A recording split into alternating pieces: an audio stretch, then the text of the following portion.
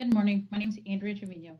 I have served as the program manager for conference and guest housing at Student Housing and Residential Life here at the University of Houston. A brief background about me.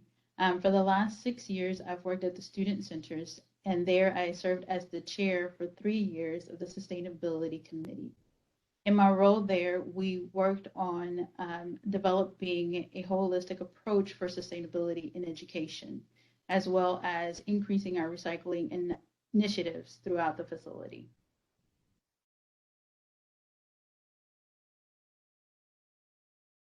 Today, I'd like to start with saying namaste. I honor the place in you in which the entire universe dwells. I honor the place in you which is of love, of truth, of light, and of peace. When you are in that place in you, I am in that place in me. We are one. I wanted to start off the presentation by saying namaste because it's important. In the last year of COVID, mental illness and health and self-care have been important to my atmosphere. And when it regards to students supervising as well as self-supervision. It's hard for me to be happy unless I am well. And it's hard for me to be happy unless the entire world around me is well and working in harmony. And this came about through The Science of Well-Being by Laurie Santos. She offers a course through Coursera. And so happiness and sustainability is the topic of our conversation today. The interconnections of the 17 SDGs and well-being.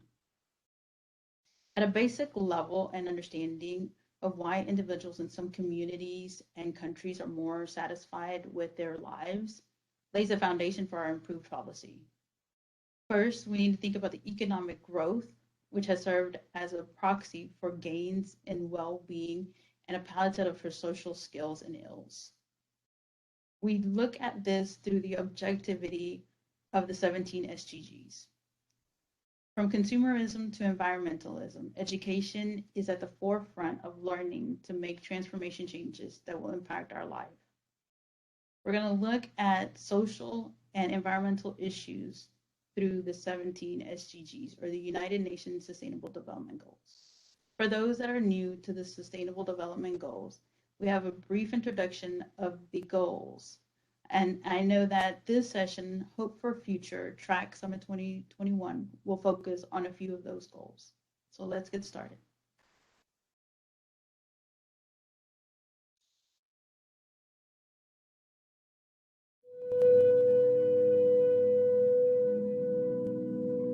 We can be. We must be the first generation to end extreme poverty. The generation most determined to fight injustice and inequalities. The generation that saves the planet from climate change. And this is how it will get done. The global goals. A 15-year plan For everyone, everywhere.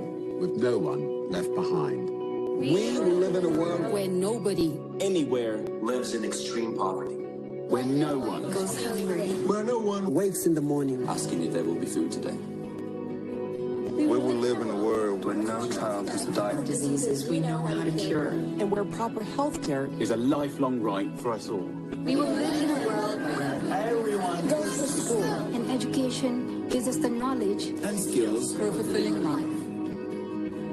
We will live in a world where all girls and all women have equal opportunities to thrive And be powerful. and safe. We cannot succeed if afterwards we lack. We will live in a world Where all people can get clean water and proper toilets at home, at school, and at work. We will live in a world where there's Sustainable energy for everyone. heat, light. And power for the whole planet. without destroying the planet. We will live in a world where economies prosper. And new wealth Lead to different jobs. for everyone. And we will live in a world Where our industry, Our infrastructure and our Best innovations. Are not just used to make money, but to make all our lives better. we will live in a world Prejudices and extremes of inequality Are defeated. Inside our countries and between different countries. Where people live in cities and communities that are safe, progressive, and support everyone who lives there. where we replace what we consume. Planet where we put back what we take out of the earth. We live in a world that is decisively rolling back from Climate change. Where we restore and protect the life in our oceans and seas. We'll restore and protect Life on land. The forests, Animals, the earth itself. With peace between and inside countries. Where all governments are open. An answer to us for what they do at home and abroad. And the justice rules. With everyone equal before the law. where all countries and we their people work together. Partnerships of all kinds. To make these goals a reality. These are the United Nations global goals for sustainable development. Let's get to work. Let's make it happen.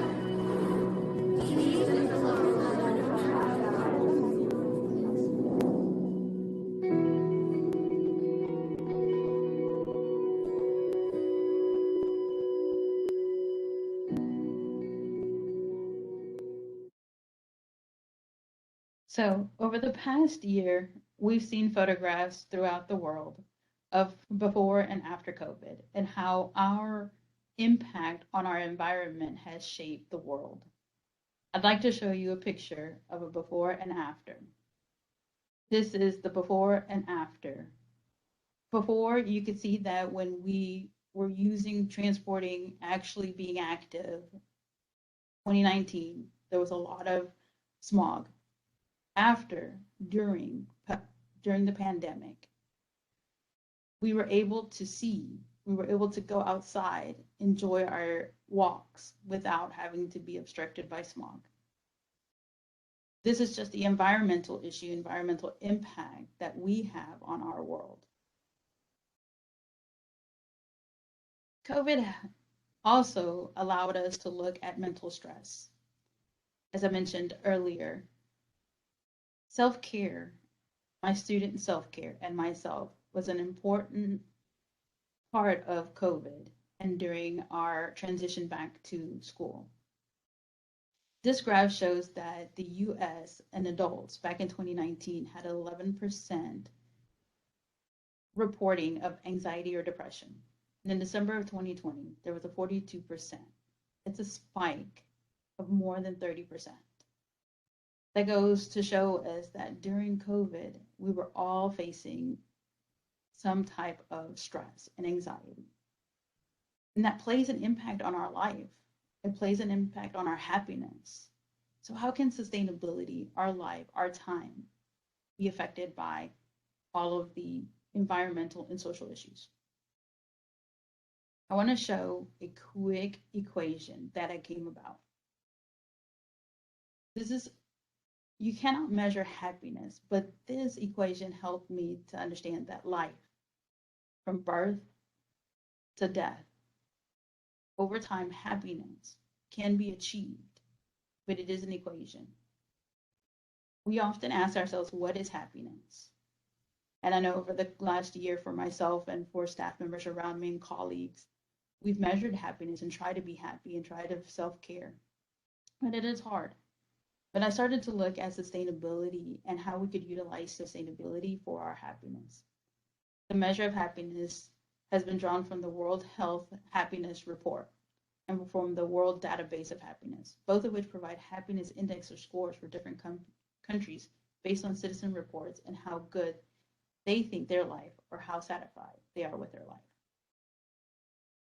This equation found on the internet was, what would you think about an equation for happiness? Now, it may be a little bit humorous in nature, but we often look at happiness and how can we make an equation of it? So, happiness is subjective at most for most people. Subjective well-being. It's a scientific term for happiness and life satisfaction. The happiness does not just feel good, but it's also good for people around us and around ourselves. Have you noticed that when you're out and about and you're enjoying nature and you are healthy, happy, that others around you are as well? It's no coincidence. Happiness, wealth, and relative income. While most people acknowledge that money can't buy happiness, the relationship between money and happiness is complex. Wealth may not be everything, but how important is it? To understand that, we understand that the world has an index. So there's plenty of research out there that has invested on trying to figure out the difference between countries, and they came up with a couple of them. The World Happiness Report in 2020 measured happiness and explores the relationship between the Sustainable Development Goals and our sustainable well-being. They utilize 6 measures: GDP per capita, healthy life expectancy, available social support, freedom to make decisions, generosity in a society, the absence of corruption. Now, while this is not all-encompassing, this is what they utilize to measure happiness and well-being. They use this to measure the Sustainable Development Goals against social well-being. The next graph that I'm going to show you gives a summation of that. It's interesting to note that in this report, it shows that the Nordic countries, Denmark, Finland, Sweden, are happier than the USA. The 2020 World Happiness Report explored the relationship between these goals. They also showed in this the self-reported life satisfaction versus GDP. We often think that if we make more money and that our wealth increases, that our happiness will increase. That's not always the case. As outlined in a different research, the average household for the American population makes more money than Denmark and Finland. However, for the last 2 years in a row, Finland has been noted as the happiest country in the entire world. We look at it from a difference of how they measure happiness. We also look at it from a metaphor perspective of that the rich and the poor alike are happier in societies that value all people first as humans and then as dignity to everybody else. The hedonic treadmill. When I was doing this research and looked at it, I thought about minimalism and sustainability. I looked at happiness from a perspective of what are we doing to enjoy life, but also as well as what are we doing for the environment, social issues. I serve on the Diversity and Inclusion Committee. It was important to look at different aspects of sustainability, a holistic approach to sustainability, like the 17 United Nations goals. And this metaphor shows it that as humans, we tend to pursue more. And even when we pursue more, we're still not happy. Now, what can sustainability tell us about happiness? Sustainability, like happiness, is this pursuit that requires our active engagement. The practice of sustainability, we must acknowledge the interconnectedness of social justice, of diversity, of inclusion, poverty. As a community, we rise together. We cannot do this alone. The sustainable development were grounded on 5 pillars: people, planet, prosperity, as well as peace and partnerships. There are different ways of looking at the SDGs, whether it's through a pyramid or whether it's through the donut method or the 5 pillars. Either which way, the importance of it is that through social, economic, and ecological consequences, generate our choices and help us to lead a new paradigm, a shift for social sustainability and inclusivity. The wellness dimensions. We'll touch base on the wellness dimensions briefly, but it's good to note that there are 8 dimensions of wellness. And as there are 8 dimensions of wellness, there are 17 United Nations SDGs. This graph will show that the Pacific Island well-being dimension. There's research that's being done out there that link the wellness dimensions to the 17 SDGs. And it's important to note that at the top of this is human health, the infrastructure and finance, the sustainability management. So happiness and sustainability are interconnected.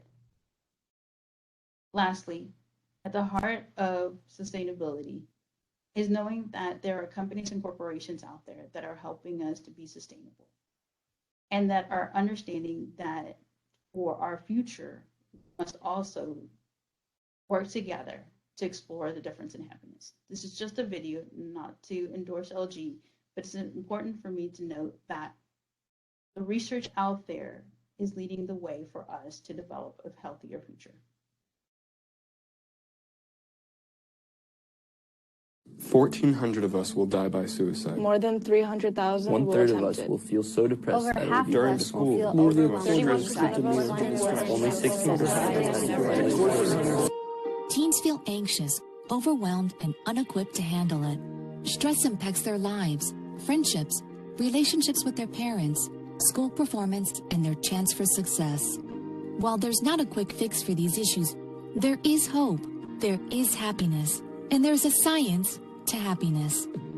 This science shows us there are behaviors and skills that lead to happiness, and they can be taught, learned, and practiced.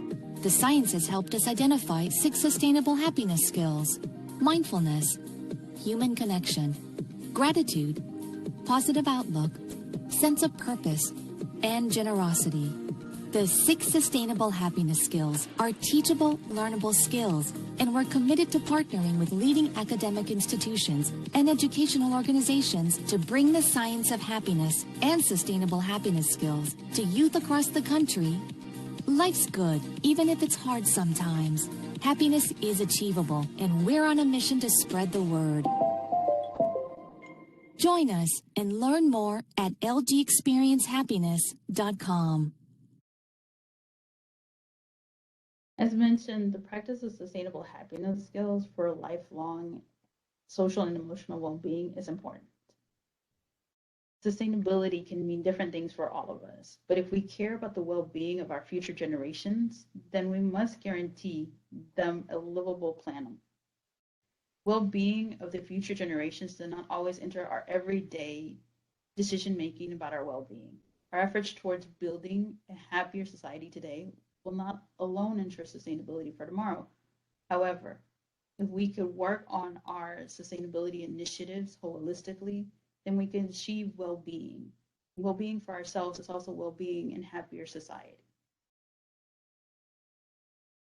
And thank you. And one last note, be happy for this moment. This moment is your life. We only have one life, and we must enjoy every single moment. Thank you.